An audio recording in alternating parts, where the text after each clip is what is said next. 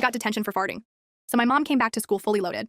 When I was 13, I was stuck in that awkward phase where everything about you is still changing. One major change was that my body started producing a lot more gas, thanks to the constant diet of curry and chili-filled meals my family loved. We were as English as Paddington Bear, but obsessed with spicy food. In French class, I kept clashing with our tiny teacher. Let's call her Ms. F. She handed out detentions like candy. It made sense for kids who talked or didn't do homework. But I was polite, I did my work, and yet I'd still get punished if one slipped out and someone reacted. I tried everything, sitting by the open windows, even begging my parents for less gassy dinners. Still, the detentions kept piling up. The school didn't need a reason, and of course Ms. F never gave one. At first I stayed quiet. My parents worked late and I didn't think they could help. But then they gave me detention on my 14th birthday. My parents always made a big deal of it, close to Christmas. It was a whole day just for me, with whatever dinner I wanted. That year, we had a reservation at my favorite Italian restaurant, a lasagna paradise. The detention was 2 hours long, so there was no way to hide it. Dad got home first and asked my brother where Mom and I were. She had gone to pick me up after calling the school. Meanwhile, Dad tried, unsuccessfully, to change the reservation or get a refund. When Mom found out why I was in detention, and how long I'd been there, she wasn't just upset. She was furious. Until then, I'd disguised my detentions by saying I was staying late for school projects, so I only got bus fare and an okay at home. This time I had hoped my French teacher would show some compassion since it was my birthday. No luck.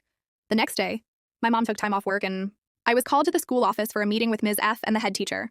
My mom let me speak first, and I told them I wasn't trying to bother anyone. Sometimes it just happens. I made sure to look as innocent as possible. Then the head teacher asked Ms. F what made her think farting in class deserved such a harsh punishment, and she said the kid had to learn self-control. That's when my mom started listing the costs. How much the family had spent picking me up from school since I couldn't take the 3 o'clock bus my pass was for, nearly 15 as a week in travel. She mentioned the lost workday and the birthday dinner reservation we missed. Then she did something I didn't see coming. She pulled out a pile of bus tickets, receipts, and a payslip to prove the cost they'd incurred. So is the school going to pay for all of this, or will it be you two? Because I hold both responsible for the expense. In total, between the bus tickets, the lost reservation, and the lost wages, it came to around $250. Ms. F replied snidely, I will discipline your child until he learns not to disrupt the class with his disgusting body. I shrank a little at that statement, and then the head teacher said something I'll never forget. Don't worry about those costs. Ms. F will pay the full amount out of her own pocket before you leave if she wants to keep her job. I can see your point. Your son isn't a bad kid, just a bit gassy.